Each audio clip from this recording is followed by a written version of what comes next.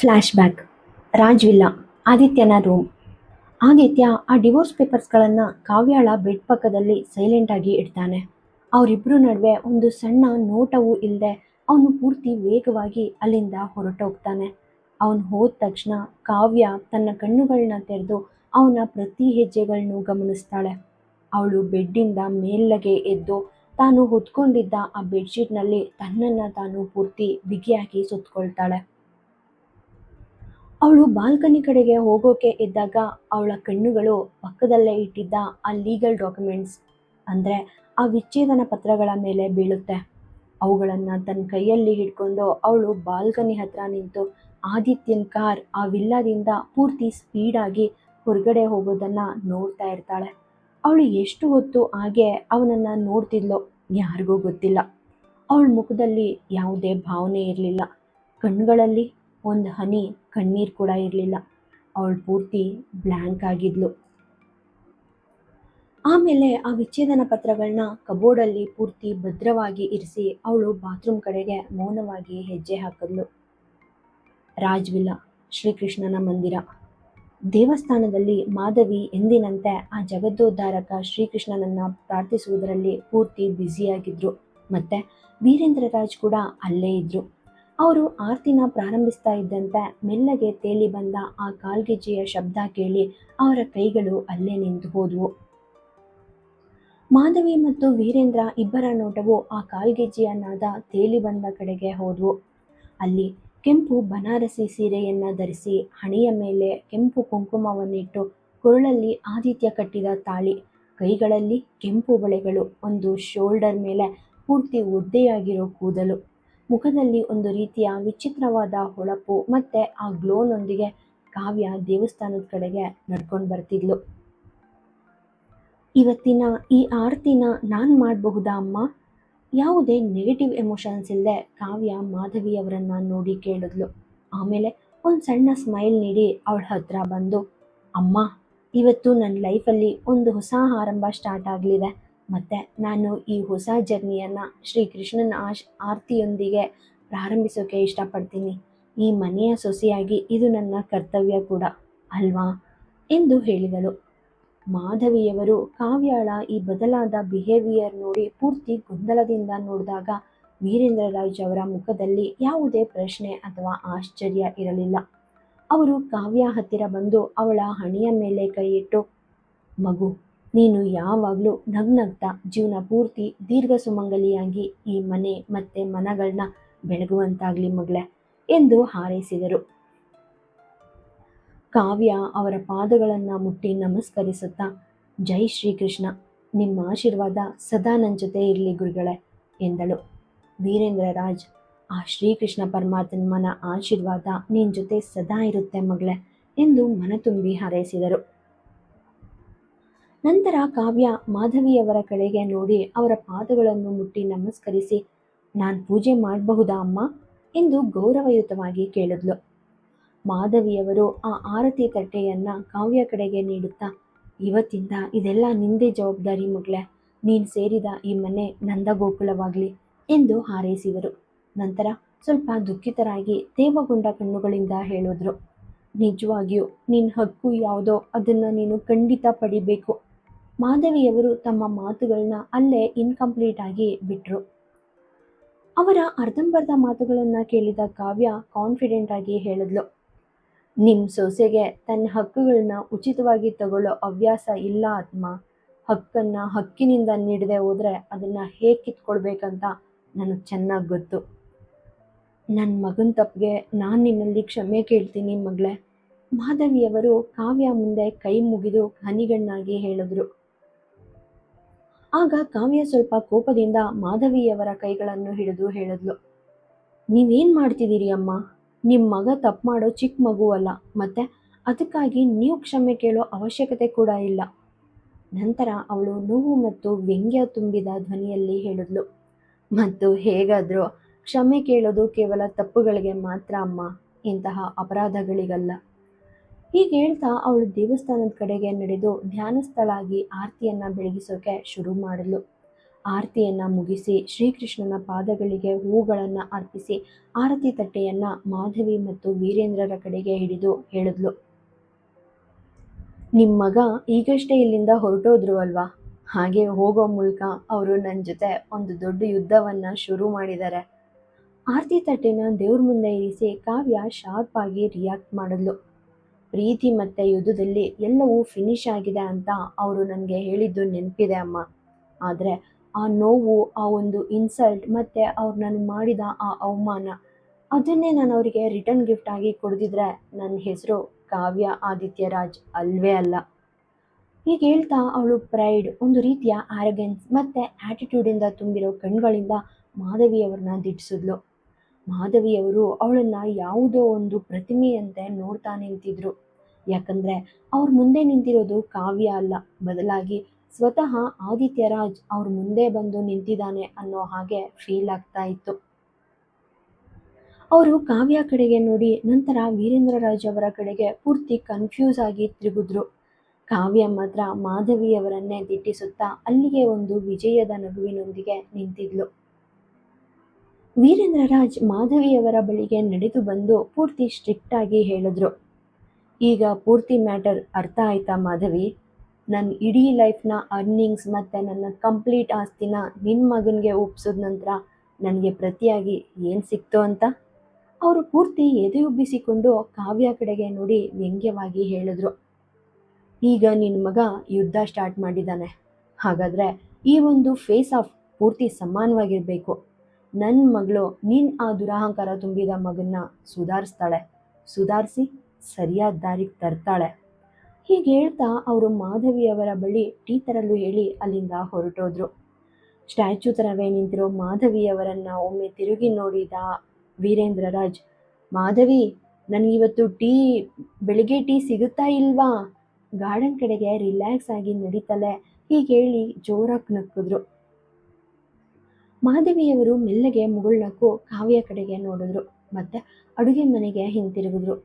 ಆಮೇಲೆ ಒಂದು ಕ್ಷಣ ಯಾವುದೋ ಆಳವಾದ ಯೋಚನೆ ಮಾಡಿದ ನಂತರ ಅವರು ಕಾವ್ಯಳ ಕಡೆಗೆ ನೋಡಿ ಹೇಳಿದ್ರು, ನೋಡಮ್ಮ, ನಿನಗೆ ಈ ಒಂದು ಅವಮಾನ ಆಗಿದ್ದಕ್ಕೆ ಈ ಮನೆಯ ಪ್ರತಿಯೊಬ್ಬ ಮೆಂಬರ್ ಕೂಡ ಆದಿತ್ಯನಷ್ಟೇ ಹೊಣೆಗಾರರು ಕಾವ್ಯ. ಯಾಕಂದರೆ ಆದಿತ್ಯನಿಗೆ ಈ ಸಂಬಂಧಗಳ ಬಗ್ಗೆ ಯಾವುದೇ ರೆಸ್ಪೆಕ್ಟ್ ಇಲ್ಲದೆ ಇರೋದು, ಅವುಗಳ ಮೇಲಿರೋ ಅವನ ಆ ಒಂದು ಹೇವರಿಕೆ, ಇದೆಲ್ಲ ನಮ್ಮ ತಪ್ಪುಗಳ ರಿಸಲ್ಟ್ ಅಷ್ಟೆ. ಅವನು ಇವತ್ತು ಈ ರೀತಿ ಬಿಹೇವ್ ಮಾಡ್ತಿದ್ದಾನೆ ಅಂದರೆ ಅದಕ್ಕೆ ನಾವೇ ಕಾರಣ. ಅಷ್ಟೇ ಯಾಕೆ, ನಿನ್ನ ಆ ಗುರುಗಳು ಕೂಡ ಇದರಲ್ಲಿ ಈಕ್ವಲ್ ಪಾರ್ಟ್ನರ್ ಆಗಿದ್ದಾರೆ. ನಿನ್ನ ಗುರುಗಳು ಅವನಿಗೆ ಮದುವೆ ಅನ್ನೋ ಒಂದು ಪವಿತ್ರ ಬಂಧನವನ್ನು ಕೇವಲ ಒಂದು ಒಪ್ಪಂದದ ತರಹ ಕೊಟ್ಟಿದ್ದಾರೆ. ಆದಿತ್ಯ ಬಾಲ್ಯದಿಂದಲೂ ತನ್ನ ಸುತ್ತಮುತ್ತಲಿರೋ ಸಂಬಂಧಗಳಲ್ಲಿ ಕೇವಲ ದ್ರೋಹ ಮತ್ತು ವ್ಯವಹಾರ ಅಷ್ಟನ್ನೇ ನೋಡಿದ್ದಾನೆ. ಅದಕ್ಕಾಗಿಯೇ ಅವನು ಯಾವುದೇ ನಾಚಿಕೆ ಇಲ್ಲದೆ ಈ ಮದುವೆಗೆ ಹೌದು ಅಂತ ಒಪ್ಕೊಂಡಿದ್ದಾನೆ. ಹಾಗಿರುವಾಗ ನಾವು ಅವನೊಬ್ಬನನ್ನೇ ಹೇಗೆ ಪೂರ್ತಿ ಬ್ಲೇಮ್ ಮಾಡೋಕ್ಕೆ ಸಾಧ್ಯ? ಗೊತ್ತು ಅಮ್ಮ. ಆದರೆ ಮಾಧವಿಯವರ ಮಾತುಗಳನ್ನು ಕೇಳಿದ ಕಾವ್ಯ ಏನೋ ಎಕ್ಸ್ಪ್ಲೈನ್ ಮಾಡೋಕ್ಕೆ ಮುಂದಾದ್ಲು. ಆದರೆ ಮಾಧವಿ ಅವಳನ್ನು ಅಲ್ಲೇ ಅಡ್ಡಿಪಡಿಸಿ ಹೇಳಿದ್ರು, ಆದಿತ್ಯನ ಆ ಒಂದು ಪಾರ್ಟ್, ನಿನ್ನ ಗುರುಗಳು ನಿನ್ಗೆ ಹೇಳಿರೋ ಆ ಒಂದು ಸೈಡ್ ಮಾತ್ರ ನಿನಗೆ ಗೊತ್ತು ಕಾವ್ಯ. ಸ್ವಲ್ಪ ನಗ್ತಾ ಸ್ವಲ್ಪ ದಿಕ್ಕು ತಪ್ಪಿದಂತೆ ಹೇಳಿದ್ರು, ಆದರೆ ನನಗೆ ಅವನ ಇನ್ನೊಂದು ಸೈಡ್ ಕೂಡ ಗೊತ್ತಮ್ಮ. ಕಾವ್ಯಳ ಕೆನ್ನೆಗಳನ್ನು ಪೂರ್ತಿ ಅಕ್ಕರೆಯಿಂದ ಮುಟ್ತಾ ಅವ್ರು ಹೇಳಿದ್ರು, ಈ ಒಂದು ಯುದ್ಧ ನೀನು ಗೆಲ್ಲಬಾರ್ದು ಮತ್ತು ನನ್ನ ಮಗನನ್ನು ಸೋಲಿಸ್ಬಾರ್ದು. ಹಾಗೇನಾದರೂ ಆಗೋದ್ರೆ ಆದಿತ್ಯನ ಆ ಒಂದು ಸೀಕ್ರೆಟ್ ಸೈಡನ್ನು ತಪ್ಪಾಗಿಯೂ ಸಹ ಇಟ್ಕೋಕ್ಕೆ ಟ್ರೈ ಮಾಡಬೇಡ. ಅದು ಯಾವುದೇ ಕಾರಣಕ್ಕೂ ಸಂಭವಿಸಬಾರ್ದು. ನನ್ನ ಮಗನನ್ನು ಸುಧಾರಿಸೋಕೆ ಹೋಗಿ ನಿನ್ನ ಲೈಫ್ ಪೂರ್ತಿ ನರ್ಕ ಆಗೋದು ನನಗಿಷ್ಟ ಇಲ್ಲ. ಅವರು ಅಲ್ಲಿಂದ ಹೊರಡುವಾಗ ಕಾವ್ಯಳ ತಲೆಯ ಮೇಲೆ ಕೈ ಇಟ್ಟು, ಇದನ್ನು ಒಬ್ಬ ತಾಯಿಯಿಂದ ಬಂದ ಸೀರಿಯಸ್ ವಾರ್ನಿಂಗ್ ಅಂತನಾದರೂ ಅಂದ್ಕೋ, ಅಥವಾ ಒಬ್ಬ ಅತ್ತೆಯಿಂದ ಬಂದ ಜೆನ್ಯೂನ್ ಅಡ್ವೈಸ್ ಅಂತನಾದರೂ ಪರಿಗಣಿಸು ಅಂತ ಹೇಳಿದ್ರು. ಸ್ವಲ್ಪ ನಗ್ತಾ ಮಾಧವಿ ಅಲ್ಲಿಂದ ಹೊರಟು ಹೋದರು. ಫ್ಲ್ಯಾಶ್ ಬ್ಯಾಕ್ ಅಂತ್ಯ. ಕಾವ್ಯ ತನ್ನ ಆಲೋಚನೆಗಳಿಂದ ಹೊರಬಂದು ಆದಿತ್ಯನನ್ನು ಮತ್ತೊಮ್ಮೆ ದಿಟ್ಟಿಸಿ ನೋಡಿದ್ಲು. ಅವಳು ಹೃದಯದ ಆಳದಲ್ಲಿ ಹುದುಗಿದ್ದ ಆ ಹಳೆಯ ನೋವು ಮತ್ತೆ ಡಿಸ್ಟರ್ಬ್ ಮಾಡೋಕ್ಕೆ ಸ್ಟಾರ್ಟ್ ಮಾಡ್ತು. ಆ ಒಂದು ಕೋಪ ಮತ್ತು ದ್ವೇಷ ಅವಳನ್ನು ಕೆಲವು ಕ್ಷಣಗಳ ಕಾಲ ಆದಿತ್ಯನಿಂದ ದೂರ ಸರಿಸುವಂತೆ ಮಾಡ್ತು. ಆದರೆ ಕಾವ್ಯ ಆದಿತ್ಯನನ್ನ ದ್ವೇಷಿಸ್ತಿದ್ರು, ಕವನಾಳ ಮೇಲಿರೋ ಅವನ ಆ ಪ್ರೀತಿ ಅಷ್ಟೇ ಇಂಟೆನ್ಸ್ ಆಗಿತ್ತು. ಎರಡನೇದಾಗಿ ಆದಿತ್ಯನ ಆ ಒಂದು ಕಾಮ್ ಫೇಸ್, ಅವನ ಉಸಿರಾಟದ ಪರಿಮಳ, ಅವನ ಆ ವೇಗದ ಹಾರ್ಟ್ ಬೀಟ್ ಶಬ್ದ ಕಾವ್ಯಾಳ ನೋಟವನ್ನು ಪೂರ್ತಿ ಅವನತ್ತ ಸೆಳೀತು. ಅವಳಿಗೆ ಇಷ್ಟ ಇಲ್ಲದೆ ಇದ್ರೂ ಕಾವ್ಯ ತನ್ನ ಕೈಗಳನ್ನ ಅವನ ಮುಖದ ಹತ್ರ ಮೂವ್ ಮಾಡಿ ಅವನ ಮುಖವನ್ನು ತನ್ನ ಕೈಗಳಲ್ಲಿ ಹಿಡ್ಕೊಂಡು ನೋಡೋಕೆ ಸ್ಟಾರ್ಟ್ ಮಾಡಿದ್ಲು. ಕೆಲವೇ ಕ್ಷಣಗಳಲ್ಲಿ ಕಾವ್ಯಾಳ ಆ ಎಲ್ಲ ಚಡಪಡಿಕೆ, ಅವಳ ಇಡೀ ಕೋಪ ಪೂರ್ತಿ ಮಾಯವಾದಂತೆ ತೋರಿಸ್ತಾ ಇತ್ತು. ಆದಿತ್ಯನಿಗೆ ಹತ್ತಿರವಾಗುವುದರಿಂದ ಅವಳು ಅನುಭವಿಸ್ತಿದ್ದ ಒಂದು ಇನ್ನರ್ ಪೀಸನ್ನು ಪದಗಳಲ್ಲಿ ಎಕ್ಸ್ಪ್ರೆಸ್ ಮಾಡೋಕ್ಕೆ ಸಾಧ್ಯನೇ ಇರಲಿಲ್ಲ. ಗಂಡ ಅನ್ನೋ ಭಾವನೆ ಅವಳ ಪ್ರತಿ ನೋವನ್ನು ಮೀರಿತ್ತು, ಪ್ರತಿ ಸಂಕಟವನ್ನು ಮರೆಸುವಂತಿತ್ತು. ಆದಿತ್ಯನ ಹತ್ರ ಬಂದು ಅವನ ಕಡೆಗೆ ಸ್ವಲ್ಪ ಬಾಗ್ತಾ ಅವನನ್ನು ನೋಡ್ತಾ ಅವಳು ಮನಸ್ಸಿನಲ್ಲೇ ಹೇಳ್ಕೊಂಡ್ಳು, ನನ್ನ ಅತ್ತೆ ನನಗೆ ಮೊದಲೇ ವಾರ್ನ್ ಮಾಡಿದ್ರು, ಅವನ ಮತ್ತೊಂದು ಆ ಡಾರ್ಕ್ ಸೈಡ್ನ ಇಣುಕಬೇಡ ಅಂತ. ಹೆಣ್ಕೋದನ್ನು ಬಿಡು ಕಾವ್ಯ, ನೀನು ಆಲ್ರೆಡಿ ಅವನಲ್ಲಿ ಪೂರ್ತಿ ವಿಲೀನವಾಗ್ಬಿಟ್ಟಿದೆಯಲ್ಲೇ, ನೀನು ನಿನ್ನ ಓನ್ ಅಸ್ತಿತ್ವವನ್ನೇ ಮರ್ತೋಗಿದೆಯಾ. ಕಾವ್ಯ ಹಾಗೆಯೇ ಅವನ ಮೇಲೆ ಒರಗುತ್ತಾ ಅವನ ಹಣೆಯ ಮೇಲೆ ಹರಡಿರೋ ಕೂದಲಿನ ಮೇಲೆ ತನ್ನ ಬೆರಳುಗಳನ್ನು ಚಲಾಯಿಸ್ತಾ ಕೆಲವೊಮ್ಮೆ ಅವನ ಕೆನ್ನೆಗಳನ್ನು ಸವರುತ್ತಾ ಕೆಲವೊಮ್ಮೆ ಅವನ ತುಟಿಗಳನ್ನು ಸ್ಪರ್ಶಿಸುತ್ತಾ ಪೂರ್ತಿ ಅವನಲ್ಲೇ ಕಳೆದು ಹೋಗಲು ಶುರು ಮಾಡಿದಳು. ಹಾಗೆಯೇ ಅವನನ್ನೇ ಪೂರ್ತಿ ಡೀಪ್ ಆಗಿ ನೋಡ್ತಾ ಅವನಲ್ಲಿ ಕಳೆದು ಹೋಗ್ತಾ ಅವಳು ಪಿಸ್ಕುಟ್ಟಿದ್ಲು. ನಮ್ಮ ಈ ಸಂಬಂಧದ ಫ್ಯೂಚರ್ ಏನೋ ನನಗಂತೂ ತಿಳಿತಿಲ್ಲ ಮಿಸ್ಟರ್ ಹಸ್ಬೆಂಡ್. ಯಾಕಂದರೆ ಕವನ ನಿನ್ನನ್ನು ಎಷ್ಟೇ ಸೋಲ್ಫುಲ್ಲಿ ಪ್ರೀತಿಸಿದ್ರು ಕಾವ್ಯ ತನ್ನ ಆ ಒಂದು ಅವಮಾನವನ್ನು ಯಾವತ್ತಿಗೂ ಮರೆಯೋಕ್ಕೆ ಸಾಧ್ಯ ಇಲ್ಲ. ಅಷ್ಟೇ ಯಾಕೆ, ನೀನು ಈ ಕವನಾಳನ್ನು ಎಷ್ಟೇ ಪ್ರೀತಿಸಿದ್ರೂ ಆ ಕಾವ್ಯಾಳನ್ನು ಮಾತ್ರ ನಿನ್ನ ಲೈಫಲ್ಲಿ ಯಾವತ್ತೂ ಸೇರಿಸ್ಕೊಳ್ಳೋದಿಲ್ಲ. ನಂತರ ಸ್ವಲ್ಪ ಸಮಯ ಒಂದು ಸ್ಮಾಲ್ ಪಾಸ್ ತಗೊಂಡು ಅವಳು ಆದಿತ್ಯನ ಹಣೆಗೆ ಲಘುವಾಗಿ ಕಿಸ್ ಮಾಡಿದ್ಲು. ನಿನ್ನ ಆ ಫುಲ್ ಟೈಮ್ ವೈಫ್ ಆಗೋಕ್ಕೆ ನಾನು ನಿನ್ನ ಮತ್ತು ನನ್ನ ಗುರುಗಳ ನಡುವೆ ಒಬ್ಬರನ್ನ ಚೂಸ್ ಮಾಡಬೇಕಾಗುತ್ತೆ ಆದಿತ್ಯ. ಆದರೆ ನಾನು ಬಯಸಿದ್ರು ನನ್ನ ಆ ಗುರುಗಳನ್ನ ಬಿಡೋಕ್ಕೆ ಸಾಧ್ಯನೇ ಇಲ್ಲ. ಅವನ ಮೇಲೆ ಹೊರಗಿದ್ದ ಕಾವ್ಯ ಅವನ ಹಣೆಯ ಮೇಲೆ ಹರಡಿರೋ ಕೂದಲನ್ನು ಸರಿಸ್ತಾ ಅವನ ತುಟಿಗಳನ್ನ ಮುಟ್ಟುತ್ತಾ ಪೂರ್ತಿ ಅವನಲ್ಲೇ ಲಾಸ್ಟ್ ಆಗಿದ್ಲು. ಅವಳಿಗೆ ತಿಳಿಯದೆಯೇ ಕಣ್ಣುಗಳಿಂದ ಕಣ್ಣೀರು ಹರಿಯೋಕೆ ಶುರುವಾಗಿತ್ತು. ಆ ಹನಿಗಳು ಆದಿತ್ಯನ ಮುಖವನ್ನು ಒದ್ದೆ ಮಾಡಿದ್ವು. ಇದನ್ನ ಅರಿಯದ ಕಾವ್ಯ ಪ್ರೀತಿಯಿಂದ ಅವನನ್ನೇ ನೋಡ್ತಿದ್ದಾಗ ಆದಿತ್ಯನ ಆ ಒಂದು ಸ್ಲೀಪಿ ವಾಯ್ಸ್ ಅವಳ ಕಿವಿಯನ್ನ ಪ್ರತಿಧ್ವನಿಸ್ತು. ಏನಾಯ್ತು ಕವನ, ಮಿಡ್ ನೈಟಲ್ಲಿ ನನ್ನ ಮೇಲೆ ಯಾಕೆ ಹೀಗೆ ಕಣ್ಣೀರು ಸುರಿಸ್ತಾ ಇದೆಯಾ? ನನಗೆ ಈ ಅರ್ಧ ರಾತ್ರಿಲಿ ಶೋವರ್ ತಗೊಳ್ಳೋಕ್ಕೆ ಇಷ್ಟ ಇಲ್ಲ ಕಂದ, ಅದು ಕೂಡ ಈ ಸಾಲ್ಟ್ ವಾಟರ್ನಿಂದ. ಆದಿತ್ಯನ ಧ್ವನಿ ಕೇಳಿದ ತಕ್ಷಣ ಕಾವ್ಯ ಶಾಕ್ ಆಗಿ ತನ್ನ ಕಣ್ಣೀರನ್ನು ಒರೆಸ್ಕೊಂಡು ಸಡನ್ನಾಗಿ ಪಕ್ಕಕ್ಕೆ ಸರಿದು ಎದ್ದು ಕುಳಿತುಕೊಂಡ್ಳು. ಆದಿತ್ಯ ಇನ್ನೂ ಕಣ್ಣು ಮುಚ್ಕೊಂಡೇ ಇದ್ರೂ ಸಡನ್ನಾಗಿ ಅವಳ ಸೊಂಟ ಹಿಡಿದು ತನ್ನ ಕಡೆಗೆ ಪೂರ್ತಿ ಫೋರ್ಸ್ ಆಗಿ ಎಳ್ಕೊಂಡ. ಒಂದು ರೀತಿಯ ನಡುಕದೊಂದಿಗೆ ಕಾವ್ಯ ಆದಿತ್ಯನ ಎದೆಯ ಮೇಲೆ ಒರಗಿದ್ಲು. ಆದಿತ್ಯ ಪೂರ್ತಿ ಇಂಟೆನ್ಸ್ ಆಗಿ ಹೇಳ್ದ, ನಾನು ನಿನಗೆ ಎಷ್ಟು ಸಲ ಎಕ್ಸ್ಪ್ಲೇನ್ ಮಾಡಬೇಕು ಕವನ, ನನ್ನಿಂದ ಒಂದು ಇಂಚ್ ಕೂಡ ದೂರ ಹೋಗೋ ಹಕ್ಕು ನಿನಗಿಲ್ಲ ಅಂತ, ಅದು ಕೂಡ ನನ್ನ ಪರ್ಮಿಷನ್ ಇಲ್ಲದೆ. ಹಾಗೆ ಹೇಳ್ತಾನೆ ಅವನು ಒಂದು ಹೆಜ್ಜೆ ಮುಂದೆ ಹೋಗಿ ಒಂದೇ ಏಟಿನಲ್ಲಿ ಕಾವ್ಯಾಳ ತುಟಿಗಳನ್ನು ತನ್ನ ತುಟಿಗಳಲ್ಲಿ ಪೂರ್ತಿ ಸೆರೆ ಹಿಡಿದ. ಅವನು ಅವಳನ್ನು ಪೂರ್ತಿ ಪ್ಯಾಷನ್ನಿಂದ ಚುಂಬಿಸೋಕೆ ಸ್ಟಾರ್ಟ್ ಮಾಡ್ದ. ಒಂದು ಕ್ಷಣ ಕಾವ್ಯ ಮೂಕಳಾದ್ಲು. ಆದಿತ್ಯ ಅಷ್ಟು ಆಳವಾದ ನಿದ್ರೆಯಲ್ಲಿಯೂ ಸಹ ಈ ರೀತಿ ಬಿಹೇವ್ ಮಾಡ್ತಾನೆ ಅಂತ ಅವಳು ಲೈಫ್ನಲ್ಲೇ ಎಕ್ಸ್ಪೆಕ್ಟ್ ಮಾಡಿರಲಿಲ್ಲ. ಆದರೆ ಆದಿತ್ಯ ಕಾವ್ಯಾಳ ತುಟಿಗಳನ್ನ ಸಂವೇದನೆಯೊಂದಿಗೆ ಫೀಲ್ ಮಾಡ್ತಾ ಇದ್ದ. ಸಡನ್ನಾಗಿ ಅವನಿಗೆ ಕಾವ್ಯಾಳ ಹಿಡಿತದಲ್ಲಿ ಏನೋ ಒಂಥರ ಪೇನ್ ಮತ್ತು ಫಿಯರ್ ಅನ್ನಿಸ್ತು. ಅವಳು ಉಸಿರಾಟ ಮತ್ತು ಆ ಹಾರ್ಟ್ ಬೀಟ್ ಇರ್ರೆಗ್ಯುಲರ್ ಆಗ್ತಿತ್ತು. ಇದು ಅವರಿಬ್ಬರ ಕೊನೆಯ ಭೇಟಿ ಅನ್ನೋ ಹಾಗೆ ಅವಳು ಆದಿತ್ಯನನ್ನು ತನ್ನ ತೋಳುಗಳಲ್ಲಿ ಬಿಗಿಯಾಗಿ ಹಿಡ್ಕೊಂಡ್ಳು. ಆದಿತ್ಯ ಫಸ್ಟ್ ಸ್ವಲ್ಪ ಕನ್ಫ್ಯೂಸ್ ಆಗಿ ಕಾವ್ಯಾಳನ್ನೇ ದಿಟ್ಟಿಸ್ದ. ನಂತರ ಅವಳ ಆ ಒಂದು ಭಯಭೀತ ಮುಖವನ್ನು ತನ್ನ ಅಂಗೈಯಲ್ಲಿ ಜೆಂಟಲ್ ಆಗಿ ಹಿಡ್ಕೊಂಡು ಕೇಳ್ದ, ಏನಾಯಿತು ಕವನ, ನಿನ್ನ ಈ ಹಾರ್ಟ್ ಬೀಟ್ ಮತ್ತು ನಿನ್ನ ಈ ಬ್ರೀತಿಂಗ್ ಸ್ಪೀಡ್ ಎರಡೂ ನನ್ನನ್ನು ಒಂದೇ ಕಡೆ ಭಯ ಪಡಿಸ್ತಿದೆ ಮತ್ತು ಇನ್ನೊಂದು ಕಡೆ ಪೂರ್ತಿ ಫ್ಯಾಷನೇಟ್ ಮಾಡ್ತಿದೆ. ಏನಾದರೂ ಪ್ರಾಬ್ಲಮ್ ಇದೆಯಾ? ಕಾವ್ಯ ತೇವಗೊಂಡ ಕಣ್ಣುಗಳೊಂದಿಗೆ ಕೆಲವು ಕ್ಷಣ ಆದಿತ್ಯನನ್ನೇ ದಿಟ್ಟಿಸಿದ್ಲು. ನಂತರ ನೋವಿನಿಂದ ಶಿವರಿಂಗ್ ವಾಯ್ಸ್ನಲ್ಲಿ ನಡುಕ್ತಾ ಹೇಳಿದ್ಲು, please Aditya, just some time ಹೀಗೆ ಇರೋಣ.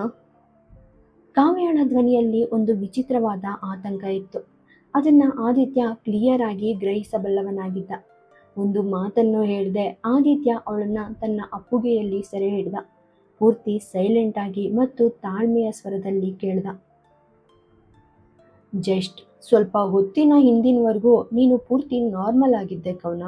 ಹಾಗಾದ್ರೆ ಸಡನ್ ಆಗಿ ಯಾಕೆ ಈ ರೀತಿ ಲೋ ಆಗಿ ಫೀಲ್ ಮಾಡ್ತಿದ್ಯಾ? Are you okay? ಆದಿತ್ಯ ಲೈಫ್ನಲ್ಲಿ ಯಾರನ್ನಾದರೂ ಇಷ್ಟೊಂದು ಪೂರ್ತಿ ಕೇರಿಂಗ್ ಆಗಿ ನೋಡ್ಕೊಂಡಿದ್ದು ಬಹುಶಃ ಇದೇ ಮೊದಲ ಬಾರಿ ಏನೋ. ಯಾರೋ ಒಬ್ಬರ ಅಳು ಅವನಿಗೆ ಇಷ್ಟೊಂದು ಡಿಫ್ರೆನ್ಸ್ ಅಥವಾ ಆ ಇಂಪ್ಯಾಕ್ಟ್ ಮಾಡ್ತಿರೋದು ಅವನಿಗೂ ಪೂರ್ತಿ ಹೊಸದು ಮತ್ತು ಸಖತ್ ಸ್ಪೆಷಲ್ ಆಗಿತ್ತು. ಆದಿತ್ಯ ಕೇಳ್ದೇನೆ ಕಾವ್ಯ ಅವನಿಂದ ಬೇರ್ಪಟ್ಟು ದೂರ ಸರಿದ್ಲು.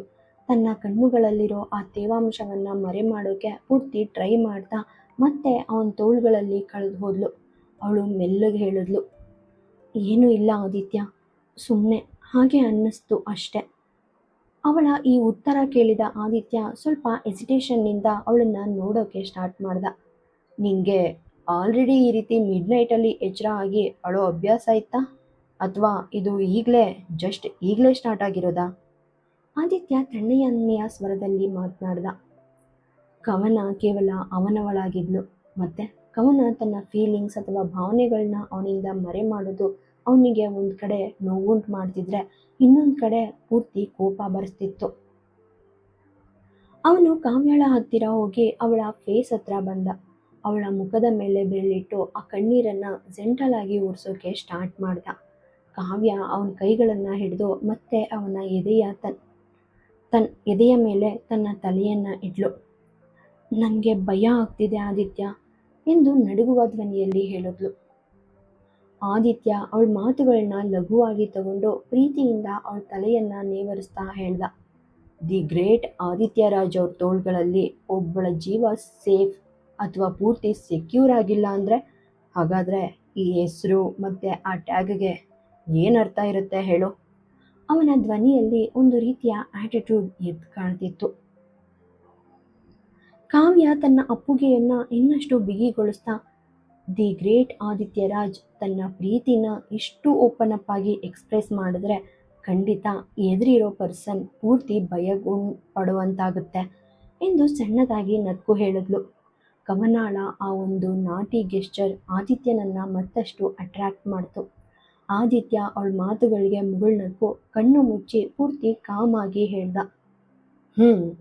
ಹಾಗಾದರೆ ನೀನು ನನಗೆ ಭಯ ಪಡ್ತೀಯ ಕವನ, ಅಥವಾ ನನ್ನ ಈ ಪ್ರೀತಿಗೆ ನೀನು ಹೆದರುತ್ತೀಯ? ಅವನ ಮಾತು ಕೇಳಿ ಕಾವ್ಯ ಮೇಲಕ್ಕೆ ನೋಡಿದ್ಲು. ಅವನ ಆ ಮುಚ್ಚಿದ ಕಣ್ಣುಗಳನ್ನು ಪೂರ್ತಿ ಡೀಪಾಗಿ ನೋಡ್ತಿದ್ಲು. ಯಾವಾಗಲೂ ಕೋಪಗೊಳ್ಳುವ ಈ ಮನುಷ್ಯನಿಗೆ ಹೆದರದ ಆ ಪರ್ಸನ್ ಯಾರಿದ್ದಾರೆ ಹೇಳು ಅಂತ ಅವಳು ತನ್ನಷ್ಟಕ್ಕೆ ತಾನೇ ಪೂರ್ತಿ ಮೆಲ್ಲಗೆ ಗುಣುಕೊಂಡ್ಳು. ನಿನ್ನ ಪ್ರೀತಿಗೆ ನಾನೇನು ಹೆದರೋದಿಲ್ಲ ಆದಿತ್ಯ, ಆದರೆ ನಿನ್ನ ಆ ಒಂದು ಆ್ಯಂಗರ್ಗೆ ನಾನು ಹೆದರ್ತೀನಿ ಅಷ್ಟೇ. ಯಾಕೆ ನಿನ್ನಿಂದ ದೂರ ಆಗ್ತೀನಿ ಅನ್ನೋ ಭಾವನೆಗೆ ನಾನು ಪೂರ್ತಿ ಭಯ ಪಡ್ತೀನಿ. ಅವಳು ಪೂರ್ತಿ ಎಮೋಷ್ನಲ್ ಆಗಿ ಮೆಲ್ಲಗೆ ಹೇಳಿದ್ಲು. ಆದಿತ್ಯ ತನ್ನ ಕಣ್ಣುಗಳನ್ನ ಸ್ವಲ್ಪ ತೆರೆದು ಅವಳ ಮುಖದ ಮೇಲಿದ್ದ ಕೂದಲನ್ನು ಅವಳ ಕಿವಿಗಳ ಹಿಂದೆ ಪೂರ್ತಿ ಜೆಂಟಲ್ ಆಗಿ ಸರಿಸಿ ಕಣ್ಣುಗಳಲ್ಲಿ ಒಂದು ರೀತಿಯ ಡೀಪ್ ಅಟ್ರಾಕ್ಷನ್ ಇಟ್ಕೊಂಡು ಪೂರ್ತಿ ರೊಮ್ಯಾಂಟಿಕ್ ಸ್ವರದಲ್ಲಿ ಹೇಳ್ದ. ನನ್ನ ಹತ್ರ ಅದಕ್ಕೂ ಒಂದು ಪರ್ಫೆಕ್ಟ್ ಸೊಲ್ಯೂಷನ್ ಇದೆ ಸ್ವೀಟ್ ಹಾರ್ಟ್. ಇದನ್ನು ಕೇಳಿದ ಕಾವ್ಯ ಅವನತ್ತ ಪೂರ್ತಿ ಪ್ರಶ್ನಾರ್ಥಕವಾಗಿ ನೋಡಿದ್ಲು. ಆದಿತ್ಯ ಅವಳನ್ನು ಪೂರ್ತಿ ತುಂಟತನದಿಂದ ನೋಡ್ತಿದ್ದ. ನನ್ನ ಕೋಪ ಅಥವಾ ಆ ಟೆಂಪರ್ ಯಾವಾಗ ಲಿಮಿಟ್ಸ್ ದಾಟೋಕ್ಕೆ ಸ್ಟಾರ್ಟ್ ಆಗುತ್ತೋ ಆಗ ಸಡನ್ನಾಗಿ ಓಡ್ಬಂದು ನನ್ನನ್ನು ನಿನ್ನ ತೋಳುಗಳಲ್ಲಿ ಪೂರ್ತಿ ಬಿಗಿಯಾಗಿ ಟೈಟ್ ಹಗ್ನಲ್ಲಿ ಹಿಡ್ಕೊ. ನಂತರ ಪೂರ್ತಿ ಇಂಟೆನ್ಸ್ ಆಗಿ ನೋಡ್ತಾ ಅವನು ಲೋ ವಾಯ್ಸ್ನಲ್ಲಿ ಹೇಳ್ದ. ನನಗೆ ತುಂಬ ಕೋಪ ಬಂದರೆ ನೀನು ನನಗೆ ಒಂದು ಪ್ಯಾಷನೇಟ್ ಲಿಪ್ ಕಿಸ್ ಕೂಡ ನೀಡಬಹುದು, ನನಗೇನದಕ್ಕೆ ಅಬ್ಜೆಕ್ಷನ್ ಇಲ್ಲ.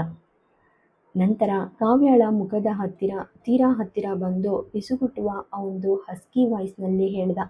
ಮತ್ತೆ ನಾನು ಇದಕ್ಕೂ ಒಪ್ತಿದ್ರೆ ಆಮೇಲೆ ಹೀಗೆ ಹೇಳ್ತಾ ಅವನು ಕಾವ್ಯಳ ಕುರ್ತವನ್ನು ಅವಳ ಶೋಲ್ಡರ್ನಿಂದ ಸ್ವಲ್ಪ ಜಾರಿಸಿ ಅಲ್ಲಿ ಕಿಸ್ ಮಾಡೋಕ್ಕೆ ಸ್ಟಾರ್ಟ್ ಮಾಡ್ದ. ಕಾವ್ಯ ಪೂರ್ತಿ ಎಮೋಷ್ನಲ್ ಆಗಿ ನಿಟ್ಟುಸಿರು ಬಿಡೋಕ್ಕೆ ಸ್ಟಾರ್ಟ್ ಮಾಡಿದ್ಲು. ಆದಿತ್ಯನಿಗೆ ಪೂರ್ತಿ ಹತ್ತಿರ ಆಗಿದ್ದೀನಿ ಅನ್ನೋ ಫೀಲಿಂಗ್ಸ್ನಲ್ಲಿ ಕಳೆದೋದ ಕಾವ್ಯ ಪೂರ್ತಿ ಇನ್ನೋಸೆಂಟ್ ವಾಯ್ಸ್ನಲ್ಲಿ ಕೇಳೋಕೆ ಸ್ಟಾರ್ಟ್ ಮಾಡಿದ್ಲು. ಇದು ಇದು ಯಾವಾಗಲೂ ವರ್ಕ್ ಆಗುತ್ತಾ ಆದಿತ್ಯ? ಸಿಚುವೇಶನ್ ಏನೇ ಇರಲಿ, ನೀವೆಲ್ಲೇ ಇರಲಿ, ನಾನು ಯಾರೇ ಆಗಿರಲಿ, ನಾನು ಏನೇ ಆಗಿದ್ರೂ ಇದು ವರ್ಕ್ ಆಗುತ್ತಾ? ಕಾವ್ಯಳಿಂದ ಬಂದ ಆ ಸಾಲು ಸಾಲು ಪ್ರಶ್ನೆಗಳನ್ನು ಕೇಳಿ ಆದಿತ್ಯ ಸ್ವಲ್ಪ ಮುಗುಳ್ನಕ್ಕು ಅವಳನ್ನು ನೋಡ್ದ.